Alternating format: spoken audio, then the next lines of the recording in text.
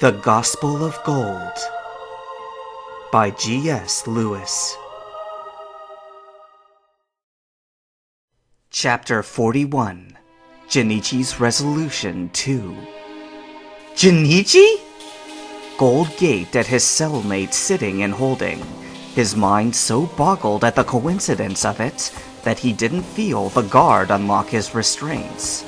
His travel companion, in turn, could not have looked more surprised than if the league committee had suddenly burst in and arbitrarily declared him the new Johto champion. His jaw flapped, but no sound came out until the guard clicked the lock behind them. "They got you," he finally choked. "And they put you in with me?" It wasn't the first thing Gold had expected to come out of Jinichi's mouth, but then again, he had no clue what he'd been expecting. "I guess we're the only kids here," Gold replied, with a small smile and a shrug.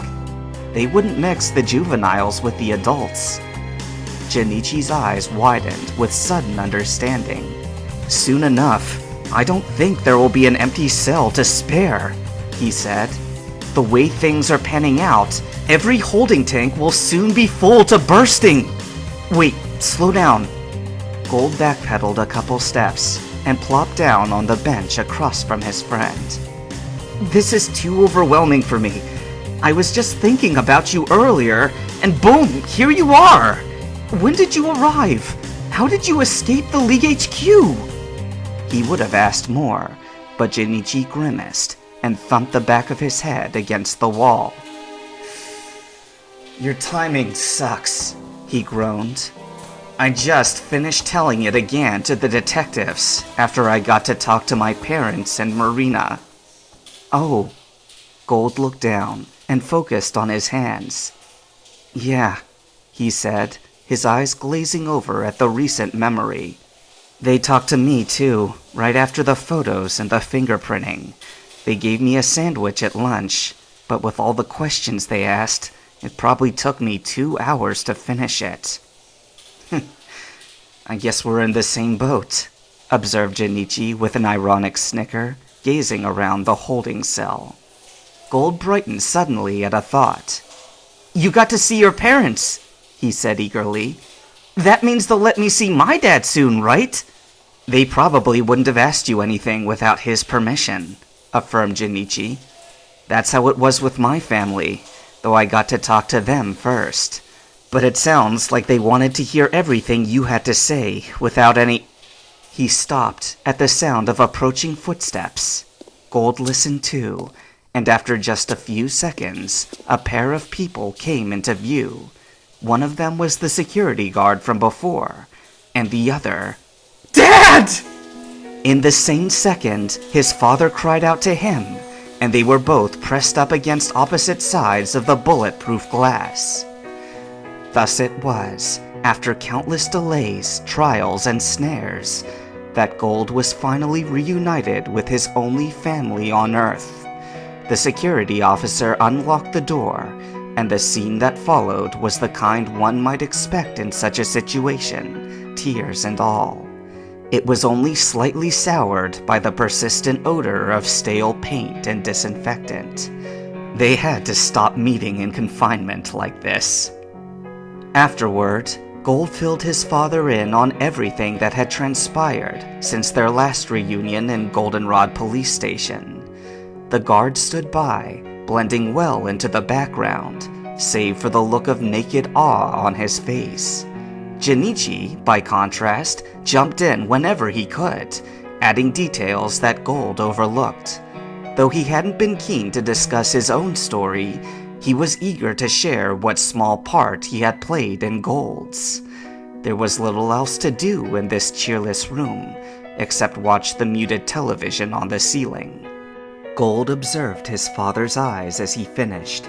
There was wonder aplenty, but not a trace of doubt could be seen.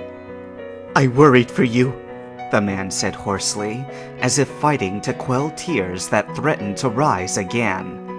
"On an instinctive animal level, I was deathly afraid. The worst of it was the stretch of hours, the days, between the goldenrod earthquake and my arrival home to a desolate, broken house. He took a deep breath and exhaled, letting some of the tension leave his muscles. But I always managed to sleep at night, because on a higher level, I knew that you were in good hands, that you were guarded by an invisible hedge of protection. When the Phoenix came back yesterday, I got to speak with her, and she gave me the assurance I needed. You were so close at hand, Gold said, smiling regretfully at the memory and how he had felt. I wanted so badly to see you, Dad, just for a minute. It wasn't a wrong thing to feel, but I'm not sure I could have willed myself to go on after that. And it turned out to be good that I left again and saw what I saw. Spirit isn't coming back to Ekritik. Probably not in our lifetimes, agreed his father. I'm glad she counted me in as one of the last people to see her. Junichi made a noise, somewhere between a grunt and a hiccup.